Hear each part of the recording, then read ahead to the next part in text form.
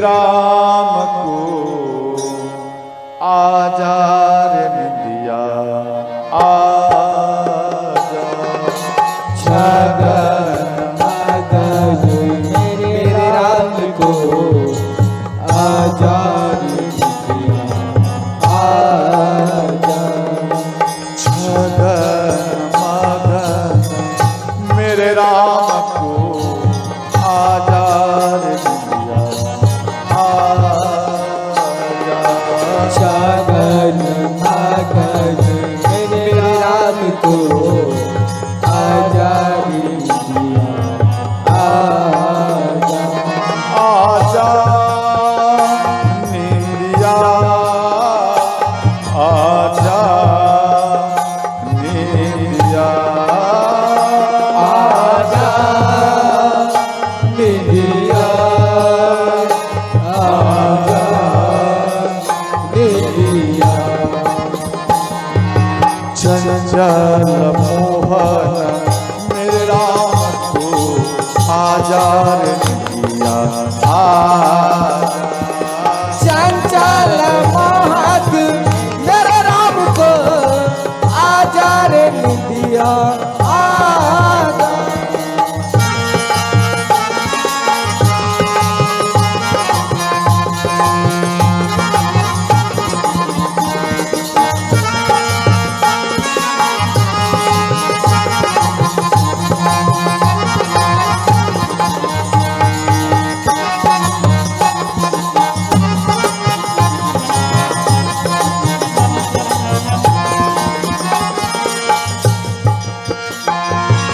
सोचा राम लाडले मैया सुलाए जा।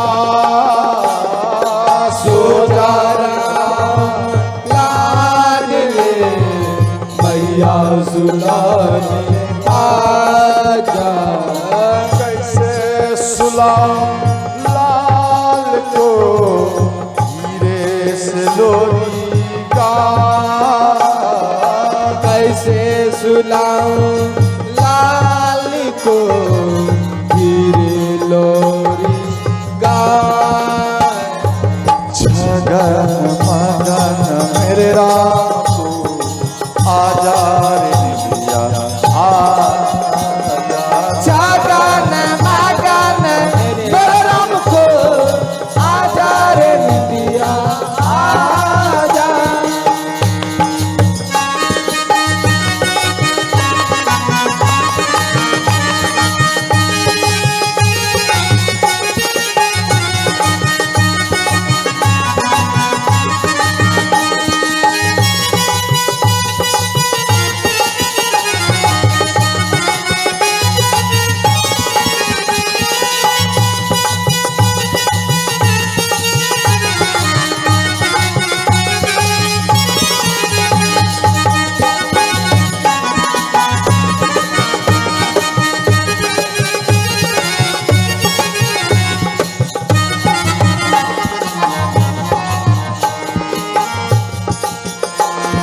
सोवे राम पालना जागी छवि आबिना। शोभे राम पालना जापे छवि अभिना। आंगन की शोभा बढ़ाओ राम, आंगन की शोभा बढ़ाओ। आंगन की शोभा बढ़ाओ राम आजा रे निंदिया आजा। गगन मगन मेरे राम को आजा रे निंदिया आजा। छगन मगन मेरे राम को आजा रे निंदिया आजा।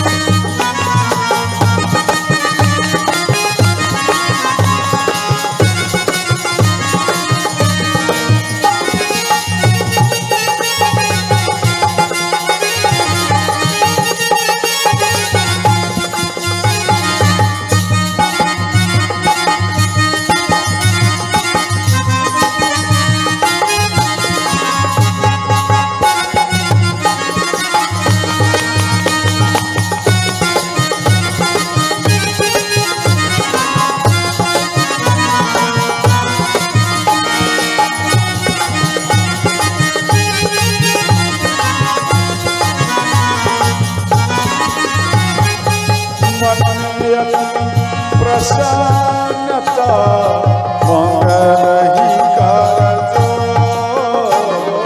मन में अति प्रसन्नता मांग रही कर जो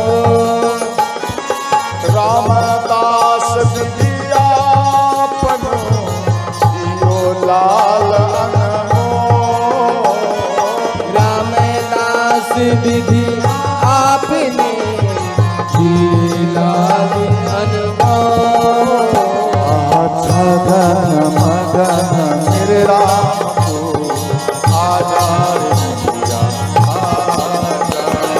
छगन मगन मेरे राम को आजाद दिया चंचल मोहक मेरे राम को आजार दिया चंचल मोहक मेरे राम को आजाद दिया आजार दिया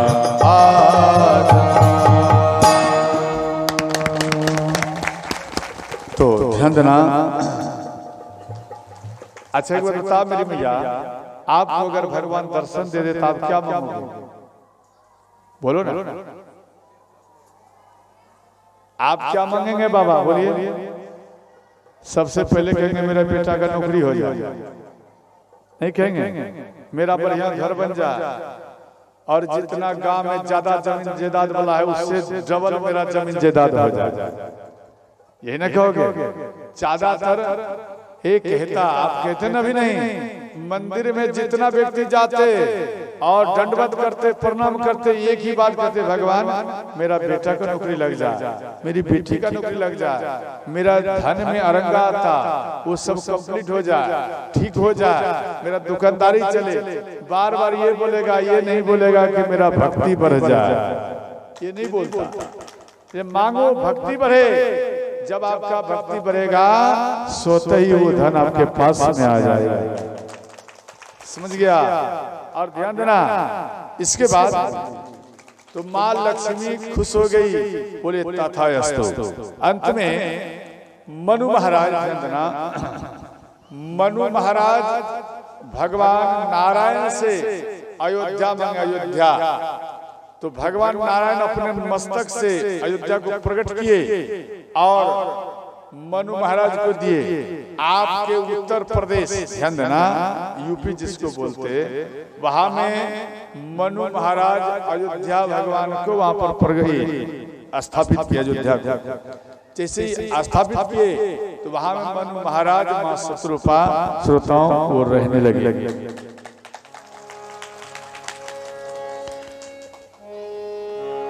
स्वयंभू मनु अरु सतरूपा जिनते नर सृष्टि अनुपा। सिया राम जय जय राम, राम सिया राम जय जय राम। मंगल भवन ओ मंगल हरि, उमा सहित जपत त्रिपुरारी। सिया राम जय जय राम, राम सिया राम जय जय राम। हर हर महादेव।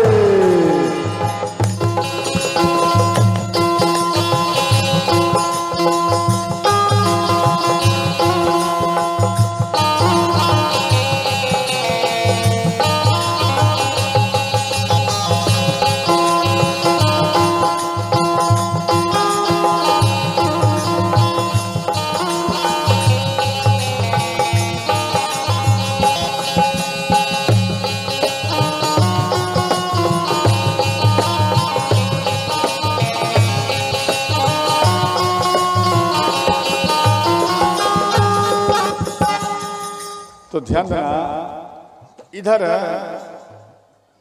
देखो ऐसे तो कश्यप आदित्य भी तपस्या किए, उनके तपस्या में प्रसन्न होकर भगवान एक बार उनके वरदान उनको दिए तो फिर भगवान आए।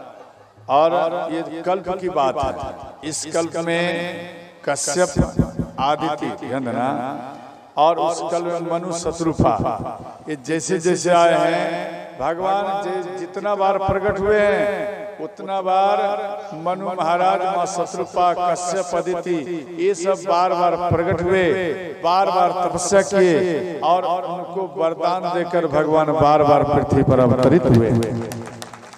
एक बार नहीं, कल्प कल्प प्रति प्रभु अवतरे, चारु चरित नाना विधि करे। समझ गए? इसके बाद वृंदा और जलंधर की भी कथा है। तो जलंधर बहुत दुष्ट था, तो जलंधर बहुत दुष्ट था, देवताओं को कष्ट दिया करते थे। तो देवता इनके कष्ट से ज्यादा परेशान में थे और सब कोई मिलकर भगवान शिव के पास में गए। तो भगवान शिव इन सब के बात को सुनकर जलंधर से युद्ध करने के लिए आया। ध्यान देना, तो भगवान शिव कितना भी आक्रमण करे ये जलंधर मरता नहीं था। अब क्यों नहीं मरता था? ध्यान देना, जलंधर की पत्नी वृंदा ये पतिव्रता स्त्री थी। तो वृंदा के पति जलंधर क्यों नहीं मरते? इनका क्या कारण? वृंदा अपने पति जलंधर जब वो युद्ध करने के लिए जाते थे तो वृंदा ओम पति परमेश्वराय नमः इस मंत्र का जाप करके अपने पति को तिलक लगाती थी और एक माला पहरा देती थी, इसलिए इनका बार बार विजयी होता था। अब ध्यान देना, आप भी मानो आपके पति अगर घर से कहीं जा रहे हैं तो ध्यान देना, अपने पति को मानो आपका पति कहीं जा रहा है तो आप अपने पति को पहले तिलक लगा, ओम पति परमेश्वराय नमः इस मंत्र का जाप कर लगाइए। आप माला नहीं पहनेंगे, आपको शर्म लगेगा तो कोई बात नहीं, आप मात्र में तिलक लगा दो तो आपका पति का शरीर ही कवच बन जाएगा। कोई भी घटना घटने वाला है वो घटना से बाल बाल आपके पति बचकर घर में आ जाएगा। बात समझ गए? इसे शांति दोगे तो बात कुछ कुछ बोलूंगा, वरना नहीं बोलूंगा। इसके बाद और ठीक यही करते थे वृंदा और जलंधर इतना दुष्ट युद्ध करे भगवान शिव से, भगवान शिव भी हार गए। अब दिमाग लगा, पत्नी का तिलक लगाया हुआ मंत्र के साथ और पत्नी माला पहरा दिए, भगवान भी पीछे हट गए, भगवान स्वयं हार गए। अब सोच पतिव्रता स्त्री में कितना पावर है, पावर है या नहीं है? ऐसा नहीं आप बृहस्पति पूजा करो तब आप पतिव्रता स्त्री होंगी, ऐसा बात नहीं। आप केवल बृहस्पति के दिन में कपड़ा में जो सर्फ डालते, साबुन डालते शरीर में, ये सब में वर्जित करिए। भोजन में ध्यान देना, भोजन में परिवर्तन रखिए तो भी आपका बृहस्पति पूजा स्वीकार हो जाएगा। समझ गए? ऐसा नहीं भूखे रहो और उसके बाद ही ये पूजा सफल माना जाए, ऐसा नहीं। आप मन को रखिए पूजा में तो भी आपका विजयी होगा। तो यहाँ भगवान शिव नारायण भगवान के पास में गए, भगवान हम बार बार इनको मारती मरता नहीं। देखो भगवान शिव सिर काट देते थे, जलंधर का सिर कट गया, सब कोई जगह लगाए मर गया और वृंदा के प्रभाव से वो सिर पुनः एक नया प्रकट हो जाता, मरते नहीं थे, फिर जीवित हो जाते थे। जलंधर में वो पावर नहीं जितना पावर उनकी पत्नी में थे श्रोता। अब यहाँ ध्यान देना, देखो हर पुरुष को, हर माता को मस्तक में तिलक रहना चाहिए। कभी भी अपने मस्तक को खाली रखना नहीं चाहिए, हरदम रखो, 24 घंटा रखिए, तिलक पहन कर रहो और खाली रखना नहीं चाहिए। आप जब तक आपके मस्तक में तिलक है तब तक आपके ऊपर कितना भी आफत आएगा वो आफत आपको कुछ बिगाड़ नहीं पाएगा और आपके मस्तक ललाट हरदम चमकते ही रहेगा। और भगवान नारायण के पास में भगवान शिव आए, बोले भगवान हम इन जलंधर को बार बार मारते मरता नहीं, तो बोले आप अब जाइए युद्ध करने, हम इधर कुछ करते हैं। तो भगवान शिव इधर आए युद्ध करने के लिए और उधर वृंदा, ध्यान देना, अपने पति को ललाट में श्रृंगार की और इसके बाद एक माला पहराए, ओम पति परमेश्वराय कहकर जाप कर उनके ऊपर थोड़ा फूल वृष्टि किए और इधर ये जलंधर चला गया युद्ध करने के लिए। अब जब ये युद्ध करने के लिए गए, इधर नारायण भगवान ये जलंधर बनकर आए, जलंधर का रूप धारण करके आए वृंदा के पास। वृंदा अपना पति समझकर, ध्यान देना, अपना पति समझकर, अपने पति समझकर विष्णु भगवान के चरण दबाए।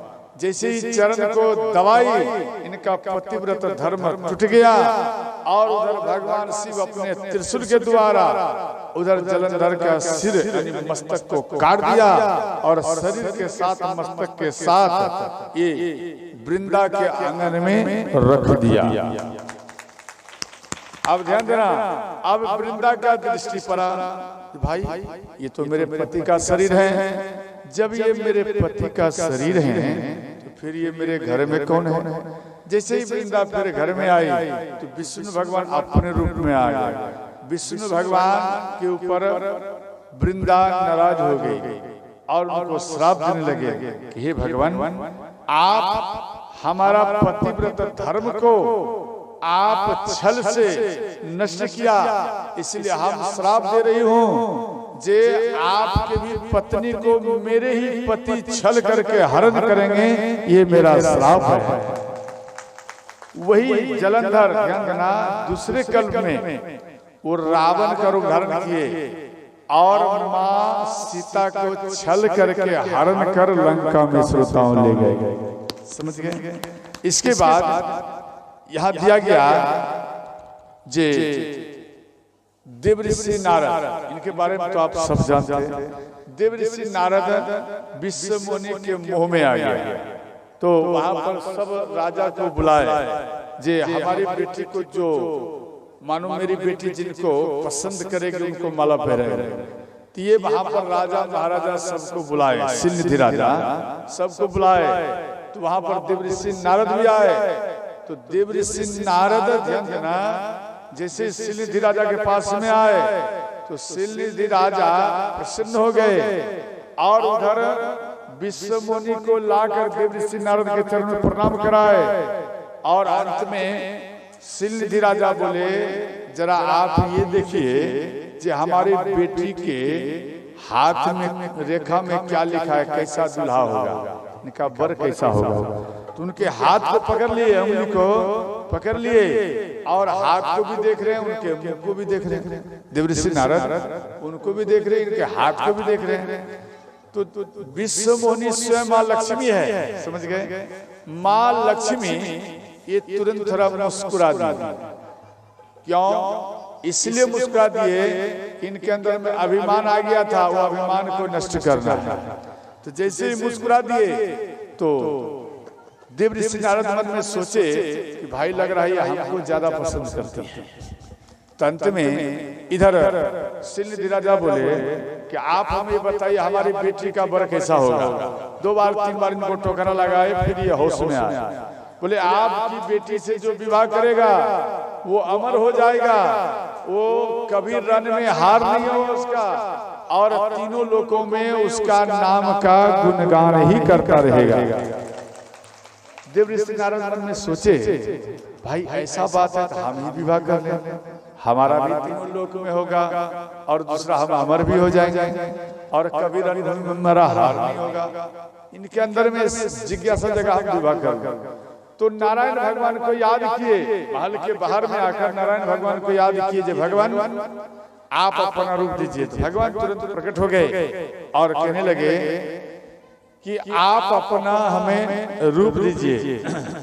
तो अंत में भगवान अपना रूप दिए और देव ऋषि नारद कहते हैं भगवान जिस प्रकार मेरा हित हो आप ये करना। ध्यान देना, एक तो वर मांग लिया, अपना रूप मांग लिया और दूसरा वचन कह दिया भगवान मेरा जिस प्रकार से हित हो आप वही करना। जेहि विधिनाथ हो हित मोरा, जय विधिनाथ हो हित मोरा, करहु सुबेगी दास मैं तोरा, करहु सुबेगी मोरा।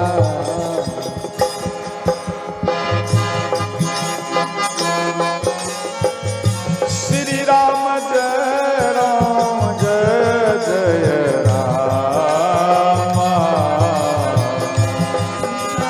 जय राम जय जय राम,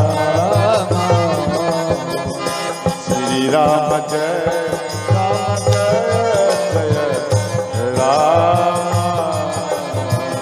श्री राम जय राम जय जय राम। ध्यान देना। इधर ये बात कहकर देव ऋषि नारद सभा में आ गए और प्रथम चरण में बैठ गए। प्रथम चरण में जैसे विश्व मुनि महल से निकलेगी और प्रथम चरण में मेरा नंबर आएगा तो हमको बढ़ेगी और इनको कष्ट नहीं होगा, इधर उधर जाने की जरूरत नहीं, एक बार में कंप्लीट हो जाएगा। तो विश्व मुनि जैसे ही आई तो सबसे पहले खड़े हो गए, आप हमको बोलो। तो विश्व मुनि थोड़ा सा भी नहीं देखे और वो घूम गई आगे। तो वो कुर्सी उठाकर, ध्यान देना, वो चेयर कुर्सी उस सिंहासन को उठा लिए और देव ऋषि नारद प्रथम चरण में फिर आ गए। इस प्रकार से विश्व मुनि घूमते गई और देव ऋषि नारद कुर्सियां लेकर वो दौड़ते रहे और अंत में काफी टाइम हो गया इनका कुर्सी लेकर दौड़ना। अब इनके अंदर में एक बात ये आ गया, भाई हमको क्यों नहीं पसंद कर रहे हैं। तो भगवान शिव के दो गण थे, इनको देखकर हंस दिए, बोले कम से कम अपना मुख तो देखा करो दर्पण में जाकर, फिर इन सभा में आना चाहिए आप। तो उनको श्राप दिए, तू राक्षस प्रवृत्ति की तरह हमको ये आघात पहुंचा रहा है, जा तू राक्षस ही राक्षस हो जा। तो वो राक्षस ध्यान देना रावण और कुंभकर्ण हुए और इतने में भगवान नारायण आए। विश्व मोहिनी नारायण भगवान को जैसे ही देखे और उनमें जाकर उनको माला पहनाए और भगवान नारायण उनको लेकर गायब हो गए। अब इधर देव ऋषि नारद को क्रोध आया और जाकर कुआं में अपने मुख को देखे। जैसे जल है, जल आप कुआं में जाएंगे, जल में अपना मुख को देखेंगे तो दर्पण के समान दिखाई देगा, उसी प्रकार से वहां पर देखे। तो यहाँ पूरा बंदर का रूप है, ध्यान देना। इनके अंदर में क्रोध जागा, अगर नारायण भगवान आ जाए तो बिना श्राप दिए नहीं छोड़ूंगा। इतना इनका आंख लाल हो गया, क्रोध आ गया। तो भगवान नारायण तुरंत वो लक्ष्मी माता के साथ में उसी टाइम में वो प्रकट हो गए। और जैसे ही विश्व मोहिनी को देखे, नारायण भगवान को देखे, इनको और क्रोध आ गया, इतना क्रोध आ गया और कहने लगे भगवान अगर आप ही को स्वयंवर में आना था तो आप अपना रूप हमको क्यों दिए, और आप रूप भी दिए तो आप अपना रूप दिए परंतु बंदर का रूप दे दिए, वो भी बूढ़ा बंदर का। ऐसा आप क्यों किए? तो भगवान नारायण बोले हे देव ऋषि नारद, आप हमको स्वयं बोले थे कि हे हरि आप अपना रूप दीजिए। तो हे हरि, हरि मतलब बंदर भी होता है, इसलिए हम आपको बंदर का ही रूप धारण कर दिए। इसमें मेरा क्या दोष? देवर्षि नारद को फिर भी क्रोध आया। बोले जिस प्रकार से हम स्त्री के वियोग में बार बार रोता हूँ, हे नाथ हम आपको श्राप दे रहा हूँ जे आप भी स्त्री के वियोग में बार बार भटकोगे, रोगे, ये मेरा श्राप है। इस प्रकार का श्राप दिए। तो जैसे ही श्राप दिए तो भगवान अपने माया को हटा दिया। भगवान हाथ जोड़कर श्राप ले लिए और माया को जैसे ही हटाए तो देवर्षि नारद होश में आ गए। और देखे भाई सिंह राजा भी नहीं है, नगर कहाँ गायब हो गया। तो अंत में देवर्षि नारद कहने लगे, भगवान मृषा हो मम श्राप कृपा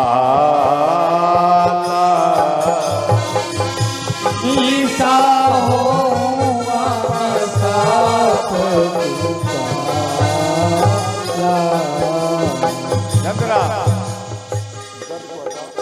मृषा, मृषा मन हे भगवान जो आपको हम श्राप दिए वो मिथ्या हो जाए, नष्ट हो जाए, आपको ये श्राप नहीं लगे। भगवान कहने लगे, हे देवर्षि नारद, आपके जैसे संतों का मुखारविंद से श्राप लेकर अगर हम पृथ्वी पे जाऊंगा तो हम भी धन हो जाएंगे। भगवान लगे हाथ जोड़कर, मम इच्छा कह दीन दयाला, मम इच्छा कह दीन दयाला। हर हर महादेव।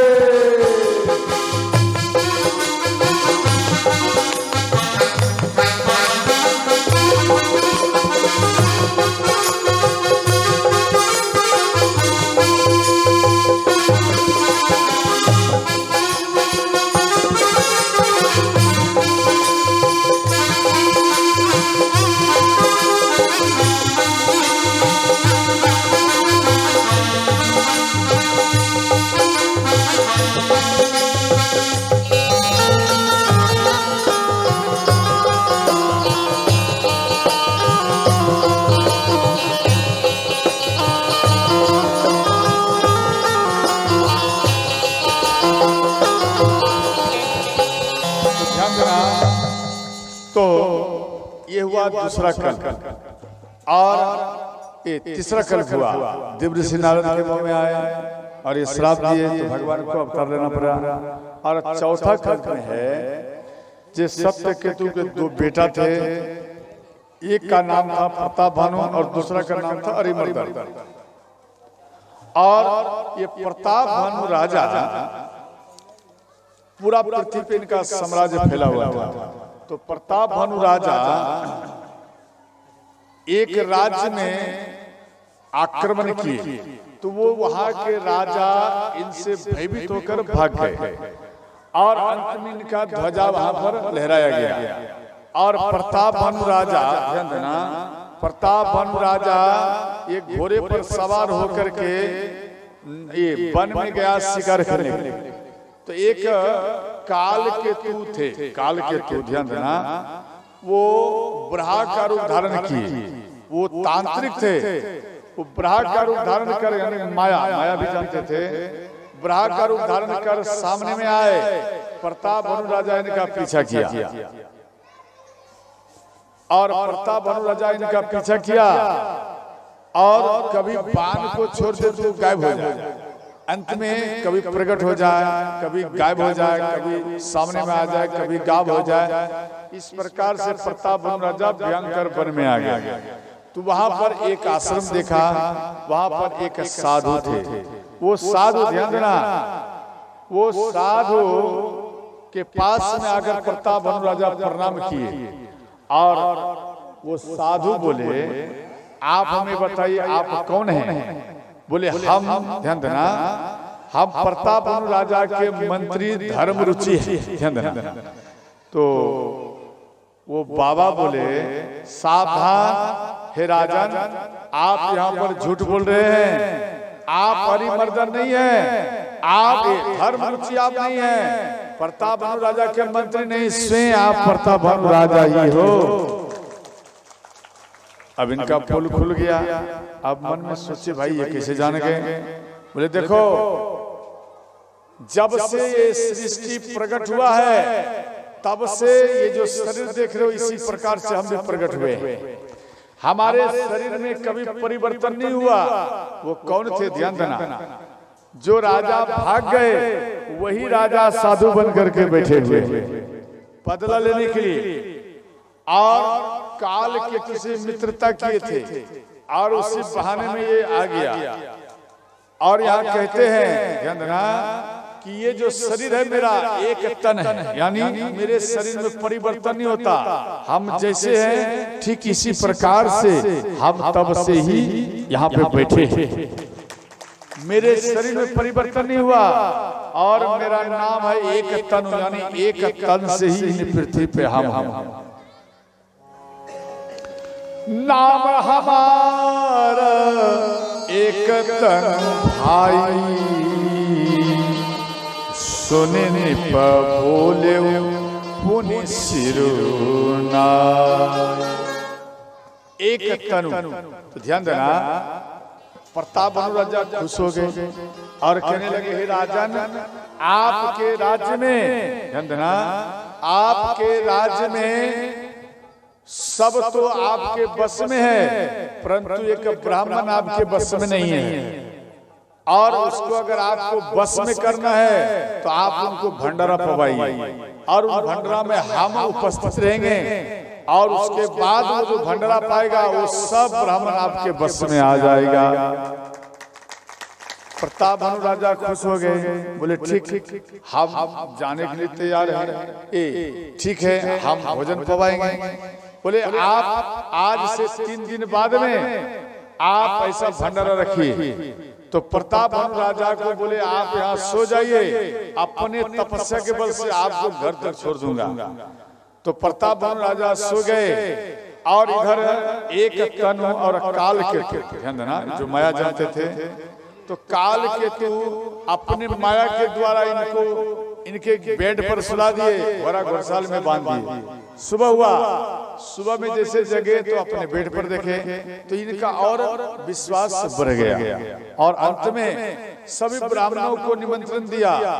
सभी ब्राह्मण आए और सब कोई बैठे, और इधर एक तनु और काल केतु ये दोनों वहां पर पहुंचे। प्रताप भानु राजा इनको पहचान गए और रसोई घर में, ध्यान देना, जहाँ भोजन बनाया जाता उस रसोई घर में ये दोनों प्रवेश हो गए। और प्रताप भानु राजा को बोले आप जाइए और आप उधर ब्राह्मणों के ऊपर ध्यान करिए और पत्ता बांटिए, तब तक हम इधर भोजन को तैयार करता हूँ।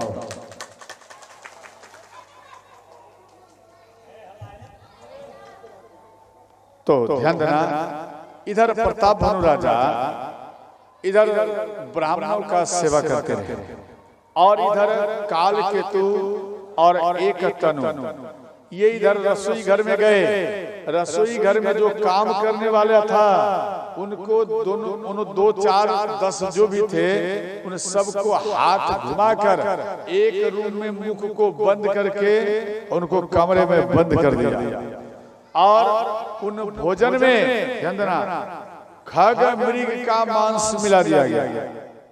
तो ध्यान देना, इधर खग मृग के मांस यानी उनको काट कर मांस को सब्जी में मिला दिया गया, और इधर प्रताप भानु राजा को बोले आप इनको परोसिए। ध्यान देना, जैसे ही परोसने लगे परसन लाग जब ही माही पाला, भाई आकाश बानी यही काला। राम सिया राम जय जय राम, राम सिया राम जय जय राम। परसन लागा, जब परोस दिए, जब हाँ परोस दिए तो परोसने के बाद में भोजन को उठाते ना हाथ में, जैसे ही हाथ में उठाए जो काल केतु था वो आकाशवाणी द्वारा सब ब्राह्मणों को संकेत कर रहे हैं। हे ब्राह्मणों, भयो रसोई भूसुर मासो सब जऊ मानी विश्वासु। राम सिया राम जय जय राम। राम सिया राम जय जय राम। मंगल भवन ओ मंगल हरि उमा सहित जपत त्रिपुरारी। राम सिया राम क्या बात है, करताल बजाओ। जय जय राम। राम सिया राम जय जय राम। हर हर महादेव।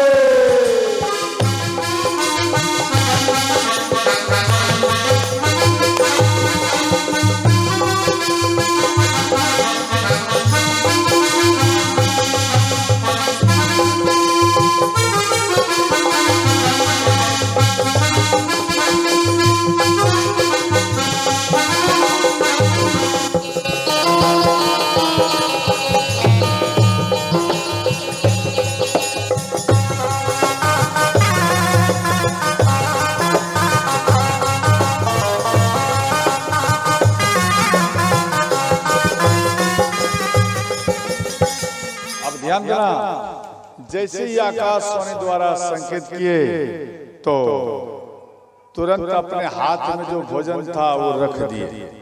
अब देखो यहाँ क्या कर रहे हैं, ये कह रहे हैं कि इसमें हे ब्राह्मणों, इसमें मांस मिलाया गया है, मांस। आप अगर इन भोजन को पाएंगे तो आपका धर्म सदा सदा के लिए ही नष्ट हो जाएगा।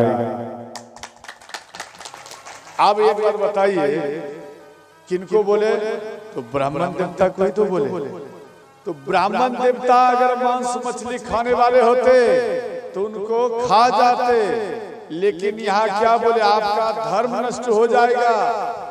तो वो मन में सोचे, सच में अगर इसमें मांस मिलाया हुआ है तो मेरा धर्म नष्ट हो जाएगा, इसलिए अपने धर्म को नष्ट नहीं करूंगा, इससे अच्छा है भोजन को ही नहीं पाऊंगा और रख दिए। आज के कुछ ब्राह्मण देवता में देखना वो क्या करते हैं, आप मांस बनाना, मछली बनाना, निमंत्रण देना, वो आपके पास में आएंगे और स्वागत के साथ में उनको, ध्यान देना, 3 क्वालिटी के ब्राह्मण होते हैं, समझे? ध्यान देकर समझना मेरी भैया, 3 क्वालिटी के ब्राह्मण होते और 3 प्रकार का आपके ऊपर आशीर्वाद मिलता है। ये आशीर्वाद क्या है और 3 प्रकार क्या है? उत्तम क्वालिटी के होते हैं, फर्स्ट क्वालिटी के ब्राह्मण वो होते जो वैष्णव धारण करते, समझ गए? चाहे शिव जी का भक्त बने या राम का भक्त बने या वो अपने गुरु का भक्त बने या वो ब्राह्मण देवता अपने माता पिता का ही भक्त बन जाए, लेकिन वो वैष्णव धारण करके बने तो वो उत्तम कोटि के हैं। अगर ऐसे ब्राह्मण आपको चलता फिरता में मिल जाए तो आप विसरी माता के दरबार मत जाइए, उन ब्राह्मण देवता के चरण में गिर जाइए तो भी आपका कल्याण है, कल्याण हो जाएगा और विसरी माता भी खुश हो जाएगी, समझ गए? ऐसे ब्राह्मण मानो बिना वेद पाठ किए केवल आकर चरण रख देंगे तो आपका कल्याण ही कल्याण हो जाएगा। और ध्यान देना, ये चलता फिरता भगवान है। और दूसरा हुआ थर्ड क्वालिटी, ध्यान देना, ये सेकंड क्वालिटी, ये ना सेकंड, फर्स्ट सेकंड और थर्ड 3 ही होता है ना, ये बोलो है या नहीं? 3 होता ना, फर्स्ट सेकंड और थर्ड। तो सेकंड की बात कर रहा हूं। कुछ ब्राह्मण ऐसे होते जो वो कभी कभी मांस मछली को पाते, समझ गए? बाकी वो पूजा में ऐसे रहते, यानी वैष्णव के रूप में ही रहते, समझ गए। ये हुआ सेकंड क्वालिटी के ब्राह्मण, इनका पावर थोड़ा कम कम करेगा। और थर्ड क्वालिटी के वो ब्राह्मण है, ध्यान देना, जो कि बलि भी चढ़ाएगा और बलि चढ़ाने के बाद उन मांस को भी पाएगा, ध्यान देना, उन मांस को पाएगा और मांस, मदिरा, मछली इत्यादि सब का वो ग्रहण करेगा, तो पर भी वो पूजा करेगा। ये थर्ड क्वालिटी के ब्राह्मण होते हैं। इन ऐसे ब्राह्मण को आप 1000 बार प्रणाम करोगे तो थोड़ा सा आशीर्वाद मिलेगा, थोड़ा सा नाम मात्र। क्या नाम? क्या ब्राह्मण देवता को हम प्रणाम किए थे, ध्यान देना। ब्राह्मण देवता उसमें नहीं मिलना चाहिए, केवल ब्राह्मण रहना चाहिए, देवता नहीं होना चाहिए। देवता एक ही ब्राह्मण मिलेगा जो वैष्णव धर्म को पालन करके और वो पूजा पाठ करते, वही सच्चा ब्राह्मण देवता है। ब्राह्मण अर्थात देवता का पूजा मत करिए, आप उन ब्राह्मण का दर्शन कर लिए तो भी आपका कल्याण ही कल्याण होगा, समझ गए। क्या बोलते हैं जो कथा किए थे, सोनबरसा से आए, हाँ पहचान गए। सोनबरसा से कितने व्यक्ति आए, इधर हाथ उठाइए। अच्छा मात्र 2-3, चलो ठीक, इनके लिए जरा जोरदार करताल बजाइए। आप सोचो, आप ये जो माँ भगवती का दरबार है, इनके अगल बगल में देवका गांव है या सोनबरसा से भी आगे गांव है, बताओ। देवका जो है, ये जो गांव है देवका, बिसरी माता से सोनबरसा से भी दूर है क्या?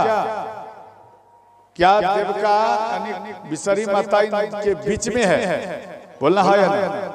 बीच में है, तो अगल बगल व्यक्तियों को ये मालूम नहीं है राम कथा हो रहा है, उनको समय नहीं मिल पा रहा, ना वो आ रहा है। अब देखो, सोनबरसा से व्यक्ति दुकानदारी छोड़कर, घर छोड़कर आपके दरबार में आ गया कथा। सोच, इसको ये कहा जाता, ध्यान देना, जिस व्यक्ति के अंदर में ऐसा भाव हो, ध्यान रखना, उसके अंदर में सरलपन होता है, ध्यान देना। सरल का अर्थ है 100 से सीता, रो से राम, लो से लक्ष्मण, ये तीनों मूर्ति सदा उसके हृदय में वास करते हैं, समझ गए। वही व्यक्ति दूर में भी रहकर वो यहाँ में आते और कथा सुनकर जाते। कल भी आए थे ते गछिया या नो गछिया, ऐसे कुछ है, तो ते गाछ, तीन गाछ,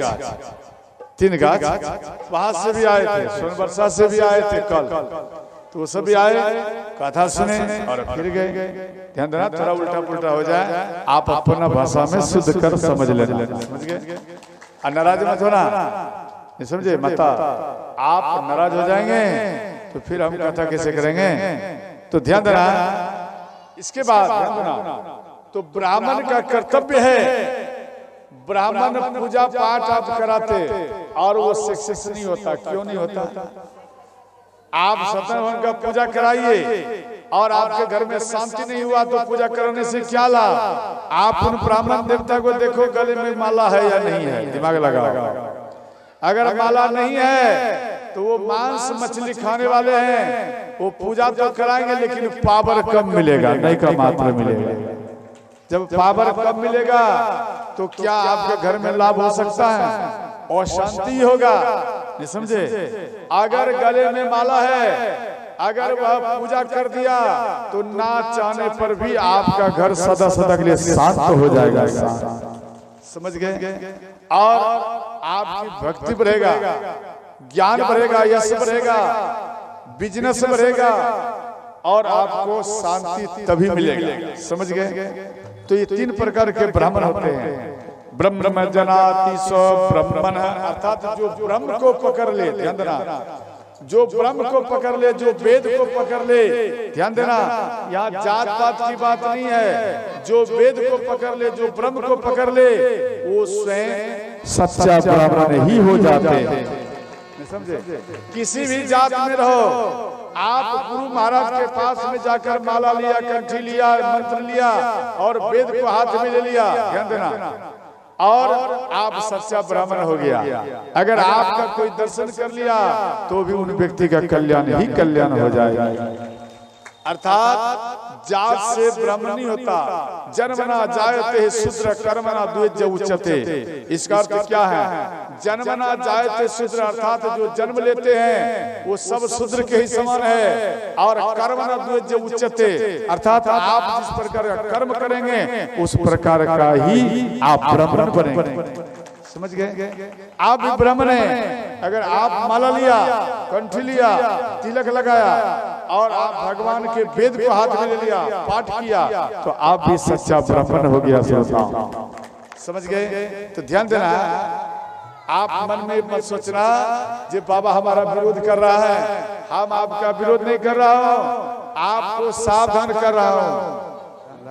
हम आपको सावधान कर रहा हूं जे आप सावधान रहिए, और आपके अंदर में जो पावर है ब्राह्मण देवताओं स्पष्ट कह रहा हूं, आपके अंदर में जो पावर है आप अपने पावर को जगाइए और आप अपने आप में आकर के अपने स्टेप को बढ़ाइए, अपने पावर में आइए।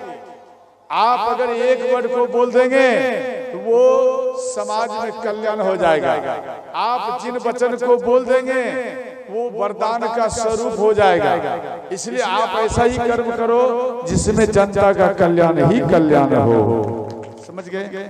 इसके बाद ध्यान देना, तो यहाँ पर प्रताप भानु राजा को श्राप दिए और कहने लगे, हे प्रताप भानु राजा, आप मेरे धर्म को नष्ट करने के लिए तुले थे, इसलिए अब आपको राक्षस योनि में जाना पड़ेगा। हाथ में जल लिए सब ब्राह्मण देवता और श्राप दिए कि हे प्रताप भानु राजा, आप अपना पूरा समाज समेत, समाज की बात फैमिली नहीं, पूरा समाज, आप पूरा समाज के साथ आप राक्षस हो जाइए, ये मेरा श्राप है। यहाँ पर श्राप दिया गया। ध्यान देना, तो यही प्रताप भानु राजा कुल समेत, ध्यान देना, ब्रह्मा जी के एक बेटा थे पुलस्त्य, ध्यान देना, और कर्दम की पुत्री हविभुर, इन दोनों का विवाह हुआ। इन दोनों के मिश्रण से, ध्यान देना, ऐसे तो हविभुर देखने में बहुत सुंदर थी, बात समझ रहे हैं? ध्यान देना, ब्रह्मा जी का बेटा पुलस्त्य मुनि, ध्यान देकर समझना, और कर्दम की पुत्री हविभुर, हविभुर देखने में बहुत प्रिय थे, सुंदर थी। तो पुलस्त्य मुनि अपने पत्नी को दूर में ही देखे तो उनको देखकर इनका तेज एक घड़ा में गिर गया। ध्यान देना, कुंभना घड़ा, और वो घड़ा में गिर गया तो उन तेज से, ध्यान देना, उन घड़ा में से एक बालक प्रकट हुआ। उन बालक का नाम हुआ कुंभज ऋषि, यानी अगस्त ऋषि ही प्रकट हुए। बोलो अगस्त ऋषि भगवान की जय। अगस्त ऋषि प्रकट हुए, और इसके बाद ध्यान देना, पुलस्त्य मुनि और हविभुर, इन दोनों के मिश्रण से एक बेटा और प्रकट हुआ जिसका नाम हुआ विश्रवा मुनि। समझ गए? तो हम चर्चा करेंगे विश्रवा मुनि का। तो विश्रवा मुनि और माँ पिता के आदेश अनुसार से इलाबीडा से शादी हुआ। तो इलाबीडा और विश्रवा मुनि, इन दोनों के मिश्रण से एक बालक प्रकट हुआ। उन बालक का नाम हुआ कुबेर। बोलो कुबेर भगवान की जय। ये अलकापुरी के राजा हुए, ध्यान देकर समझना। और इसके बाद ध्यान देना, इधर विश्रवा मुनि को अपने जाल में केकई नाम की स्त्री थी, वो इनको जाल में फंसा ली, समझे? इनको मोह ली, और होने के बाद में विश्रवा मुनि तपस्या करने के लिए चले गए, और काफी समय बाद में आया। तो केकेसी अपने पति को डांट दिए कि आप इतने दिन में आए, अब तलक में हमें 10 बालक होते, तो यहाँ आप अपराध किया। तो विश्रवा मुनि बोले, आप घबराओ मत, हम आपको आशीर्वाद दे रहा हूँ जे एक ही बालक होगा, परंतु वो 10 बेटा के बराबर वो बालक होगा। और ये बात स्वयं विश्रवा मुनि बोले। 10 सिर ताहि 20 भुज तंदा 10 सिर ताहि 20 भुज तंदा रावण नाम वीर बर जनंदा रावण नाम वीर बर बनता श्री राम जय जय राम श्री राम जय जय राम श्री राम जय जय राम श्री राम जय जय ध्यान देना। तो कैसी वो संध्या कालीन में अपने पति के साथ में हरकत किए तो विश्राम मुनि मना किए अभी में विहार करना अपराध है। अगर इन्हें संध्या कालीन और प्रातः कालीन ध्यान देना अपने पति के साथ में यानी पति पत्नी को मिलना नहीं चाहिए। संध्या कालीन और प्रातः कालीन इन दोनों टाइम में जो मिलता उनका बेटा विपरीत रूप का ही वो प्रकट होता है। विपरीत नहीं समझे, माँ की बात को नहीं मानेगा, पिता की बात को नहीं मानेगा और माँ पिता को डंडा से ही श्रोता वो बेटा पीटता है। समझ गया? इसलिए संध्या कालीन में अपने पति से मिलना नहीं चाहिए और प्रातः कालीन में अपने पति से विहार नहीं करना चाहिए। ये दो टाइम में विहार नहीं करना चाहिए। इसके बाद ध्यान देना और ये केकेसी फिर भी ये हट किए अंत में विहार किए तो विहार करने के बाद में एक बालक को जन्म दी और वो बालक जब जन्म दिए तो पूरा जगत में पशु पक्षी भी रोने लगे। ध्यान देना और भयंकर बारिश हुए और अंत में वो बालक माँ के बगल में सुलाए वस्त्र से ढक दिए। वो तुरंत बालक जैसे ही जन्म लिया वो तुरंत 12 वर्ष का ही हो गया और ठाका मारकर हंसने लगे। विश्रवा मुनि आश्चर्य में पड़ गए। विश्रवा मुनि कहने लगे कि किसी ध्यान देना ये पूरा जगत में सब इनके प्रगट में रोता है इसलिए इस बालक का नाम होगा रावण। इसके बाद ध्यान देना केकेसी फिर एक बेटा को जन्म दिए कुंभकर्ण को और 2 बेटी को जन्म दिए। एक बेटी का नाम हुआ सुपनेखा और दूसरा का नाम हुआ कुम्हनी। ध्यान देना ये सुपनेखा जो इनका नाम हुआ और एक कुम्हनी बहन है तो मथुरा के राजा मधु के साथ में ध्यान देना इनका कुम्हनी का विवाह हुआ। उन दोनों के मिश्रण से लवणासुर का प्रागट्य हुआ जो कि शत्रुघ्न के हाथों उनका वध हुआ सुनता। और इसके बाद ध्यान देना विश्रवा मुनि के आश्रम में केचुकेशी नाम की एक स्त्री रहती थी और विश्रवा मुनि का स्वागत किए तो विश्रवा मुनि इनके ऊपर प्रसन्न हो गए और केचुकेशी के साथ में विश्रवा मुनि विहार किए तो इन दोनों के मिश्रण से एक कन्या एक बालक ये प्रकट हुआ। बालक का नाम हुआ विभीषण और कन्या का नाम हुआ त्रिजटा। अंत में ध्यान देना तीनों भाई तपस्या किए ब्रह्मा जी का। जब ब्रह्मा जी का तपस्या किए ब्रह्मा जी प्रसन्न होकर रावण के पास में आए। बोले बेटा वर मांगो। बोले भगवान अगर आप मेरे ऊपर खुश हैं तो आप हमको अमर वर दीजिए। तो इस बात को सुनकर ब्रह्मा जी बोले देखो मेरे पास में अमर वर नहीं है, भगवान शिव के पास है, भगवान विष्णु के पास है, मेरे पास में नहीं है। तो अंत में बोले कि एक सामान्य मनुष्य और एक कपि यानी बंदर इन दोनों को छोड़कर ध्यान देना इन दोनों को छोड़कर अर्थात और किसी के हाथों मेरा वध नहीं हो यही वर हमें चाहिए। तो बोले तथास्तु। इसके बाद कुंभकर्ण के पास में आए तो रावण और कुंभकर्ण मन में विचार किए थे कि भैया आप इंद्रासन मांगना, इंद्रासन 6 वर्ष के लिए और 1 दिन के लिए पृथ्वी पाना और जीव जंतु को खाकर फिर आप इंद्रलोक में चले जाना। ये रावण और कुंभकर्ण में विचार हुआ। तो कुंभकर्ण के पास में श्री ब्रह्मा जी आए और ब्रह्मा जी बोले कि ब्रह्म पुत्र, तो बोले भगवान मेरे ऊपर खुश हैं। इतने में ब्रह्मा जी समझ गए क्या मांगना चाहते थे। तो माँ सरस्वती को याद किए, माँ सरस्वती इनके जीवा में बैठ गए। और जैसे व्यक्ति तोतली नहीं होता, तोतली तोतला के बोलने का कुछ निकल गया कुछ। यहाँ कुंभकर्ण बोले भगवान मेरे ऊपर अगर खुश हैं तो आप हमें 6 महीना के लिए इंद्रासन बोलना था तो हो गया निद्रासन, थोड़ा सा फर्क हुआ ना। हे भगवान 6 महीना के लिए हमारा हम निद्रासन में आ जाए और 1 दिन के लिए केवल मैं जगूं। ब्रह्मा जी बोले तथास्तु और तुरंत तथास्तु बोले। मां सरस्वती जैसे ही जीवा से निकल गई तो कुंभकर्ण होश में आए, बोले भगवान हम उल्टा पुल्टा आशीर्वाद ले लिए, इसलिए एक बार और मौका दे दीजिए। बोले अब नहीं, आराम से सो जाओ। तो कुंभकर्ण उसी पर्वत पर सो गया। समझ गए, मांगना था इंद्रासन हो गया निद्रासन, थोड़ा फिसल गया जीवा, काम बन गया भगवान का।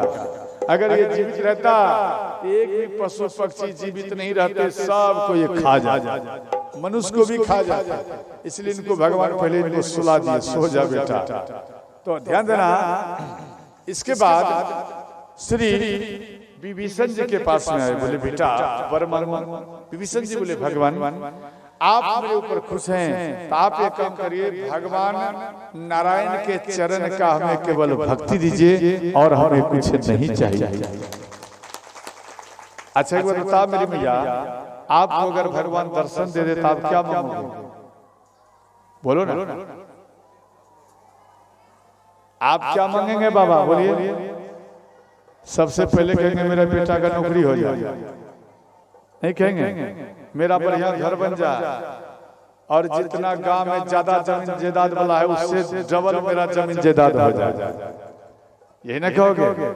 ज्यादातर एक कहता, आप कहते ना भी नहीं, मंदिर में जितना व्यक्ति जाते और दंडवत करते प्रणाम करते एक ही बात कहते, भगवान मेरा बेटा का नौकरी लग जाए, मेरी बेटी का नौकरी लग जाए, मेरा धन में अरंगा आता वो सब कंप्लीट हो जाए, ठीक हो जाए, मेरा दुकानदारी चले। बार बार ये बोलेगा, ये नहीं बोलेगा कि मेरा भक्ति बढ़ जाए, ये नहीं बोलता। ये मांगो भक्ति बढ़े, जब आपका भक्ति बढ़ेगा सोते ही वो धन आपके पास में आ जाएगा। समझ गया? और ध्यान देना, इसके बाद तो ये तीनों भाई तपस्या किए और अंत में मंदोदर नाम का ऋषि थे, वो दूध पी करके तपस्या करते थे। तो मंदोदर ऋषि वो जल में स्नान करने के लिए गए और वहां पर एक सर्प आकर उनके दूध को थोड़ा पी गए।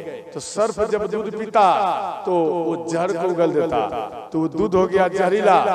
तो मंदोदर ऋषि के आश्रम में एक मेढकी रहती, वो भगवान राम की कथा वो सुनते थे। मेढकी वो संपूर्ण रामायण उनको याद है। वो मेढकी मन में सोची कि मेरे गुरुजी आएंगे और इन दूध को पाएंगे तो वो मर जाएंगे, इससे अच्छा है गुरुजी को बचाने का एक ही तरीका, हम स्वयं उन दूध में कूद जाऊं और हमारा मृत्यु हो जाए, लेकिन मेरे गुरुजी तो जीवित रहेंगे। अब ये सोचकर ये सोच करके मेढकी उसमें छलांग मारी और अंत में तरफ तरफ करके वो मर गई। मंदोदर से जल में स्नान कर आए और जैसे ही यहाँ दूध में देखे भाई एक मेढकी मारा पड़ा हुआ है, तो हाथ में जल लिए और मंदोदर ऋषि बोले, अगर मेरे हित के लिए अगर ये दूध में छलांग मारी है ये मेढकी, तो ये एक सुंदर कन्या हो जाए, या मेरे अनहित के लिए इस दूध में छलांग मारी है मेढकी, तो ये जल करके भस्म हो जाए, जल को छीट। तो वो तुरंत ध्यान देना, जैसे जल को छीटे वो तुरंत एक सुंदर कन्या का रूप धारण हो गया। अब मंदोदरी ऋषि बोले, आप हमें बता, आप इसमें क्यों छलांग मारी? तो कन्या बोली, भगवान हे गुरुजी, आपके दूध को दूध एक सर्प पी गए थे, इसलिए दूध जहरीला हो गया। किसी ने देखा नहीं, हम स्वयं देखे, और इसलिए मन में सोचे कि आप ही कहा करते थे सत्संग में, कथा में, अगर प्राण बचाने में, दूसरे का प्राण बचाने में अगर अपना प्राण भी चला जाए तो भी खेल खेले में उसे वैकुंठ ही मिलता है। इसलिए गुरुजी इन बात को ध्यान में रखकर हम इन दूध में छलांग मार दिया और अंत में हमारा मृत्यु हो गया। तो मंदोदरी ऋषि उन कन्या को अपना बेटी बनाकर रखने लगे। बेटी आप आ जाओ, आज से तेरा नाम होगा मंदोदरी। बोलो मंदोदरी माता की जय हो। यहाँ मंदोदरी माता इनका नाम पड़ा। तो